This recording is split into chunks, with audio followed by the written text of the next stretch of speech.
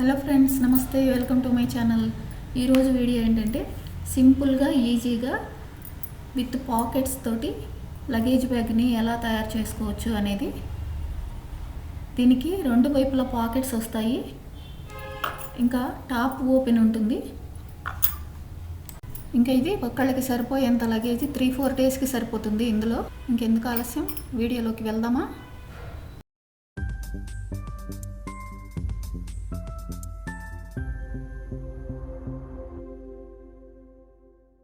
దీనికి నేను సిల్క్ శారీని తీసుకున్నాను. అందులో నుంచి 16x15 ఉండే విధంగా 2 పీసుల్ని కట్ చేసుకొని, అలాగే 2 లైనింగ్లు, మధ్యలో రైస్ బ్యాగ్కి బదులుగా ఫ్లెక్సీ షీట్ని యూజ్ చేశాను.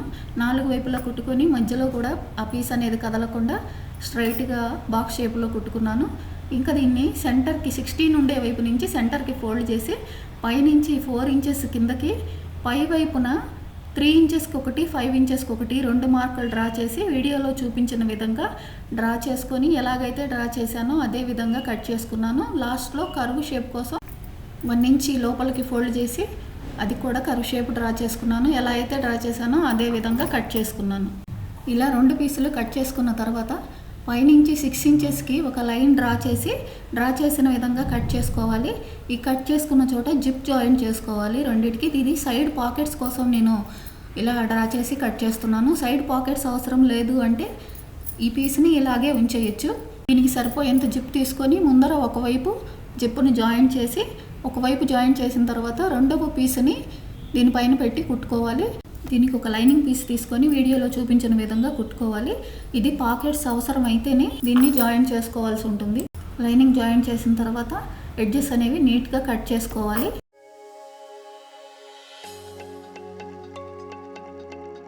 దీని హ్యాండిల్స్ కోసం 20x1.5 ఇంచెస్ ఉండే విధంగా 2 హ్యాండిల్స్ని తీసుకొని వీడియోలో చూపించిన విధంగా జాయింట్ చేసుకోవాలి.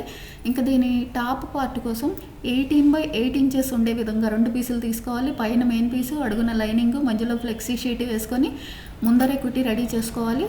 దీనికి సరిపోయేంత జిప్ తీసుకొని వీడియోలో చూపించిన విధంగా రెండిటికి ఆ జిప్ని జాయింట్ చేసుకొని సింగిల్ పీస్గా రెడీ చేసుకోవాలి. దీన్ని సెంటర్కి ఫోల్డ్ చేసి పై వైపున, అడుగు వైపున చిన్న డాట్ అనేది పెట్టుకోవాలి. అదేవిధంగా హ్యాండిల్స్ వైపు కూడా సెంటర్కి ఫోల్డ్ చేసి ఒక డాట్ అనేది పెట్టి 2 సెంటర్స్ కలిసే విధంగా కొంచెం కింద వైపుగా పెట్టుకొని వీడియోలో చూపించిన విధంగా కుట్టుకోవాలి. ఇంకా ఏ విధంగా అయితే కుట్టామో అదే విధంగా కట్ చేసుకొని దీన్ని రివర్స్ చేసుకోవాలి.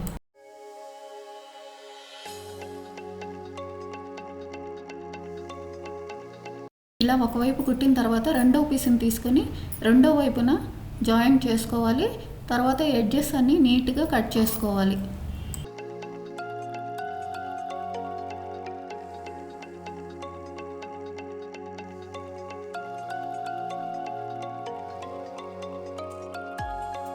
దీని సైడ్ పార్ట్ కోసం వీడియోలో చూపించిన విధంగా ఒక వైపు నుంచి రెండో వైపుకి ఎంత ఉన్నది అనేది చూసుకోవాలి.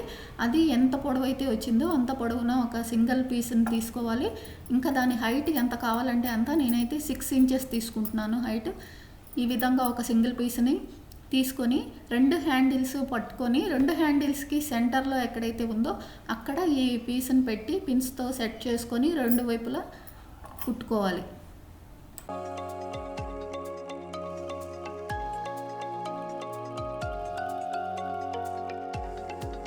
ఇలా 2 వైపులా కుట్టిన తర్వాత హ్యాండిల్స్ లోపలికి వేసుకొని ఒక సైడ్ భాగాన్ని తీసుకొని వీడియోలో చూపించిన విధంగా పిన్స్తో సెట్ చేసుకొని ఏ విధంగా అయితే సెట్ చేసామో అదే విధంగా కుట్టుకోవాలి.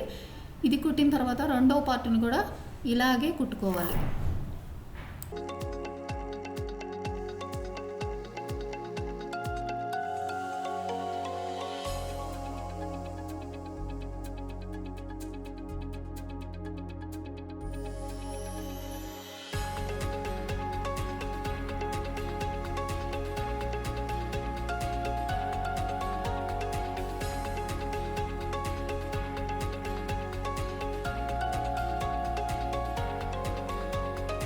దీన్ని 2 సైడ్స్ జాయింట్ చేసుకున్న తర్వాత అవసరం అనుకుంటే ఎడ్జెస్ పైపింగ్ కూడా చేసుకోవచ్చు.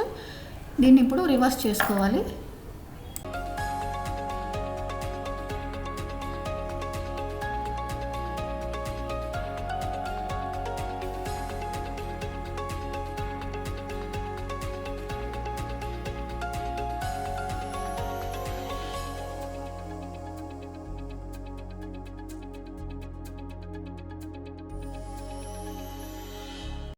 హ్యాండిల్స్కి లైనింగ్ పీస్ ఎక్కువ కనిపిస్తుంది, కొంచెం నీట్గా లేదు. అందువల్ల ఇది నీట్గా కనిపించడం కోసం 1.5 ఇంచెస్ వెడల్పు ఉండే విధంగా ఒక స్ట్రైట్ పీస్ను తీసుకొని ఈ లైనింగ్ పీస్ మీద పెట్టి పై వైపున జాయింట్ అనేది చేసుకున్నాను.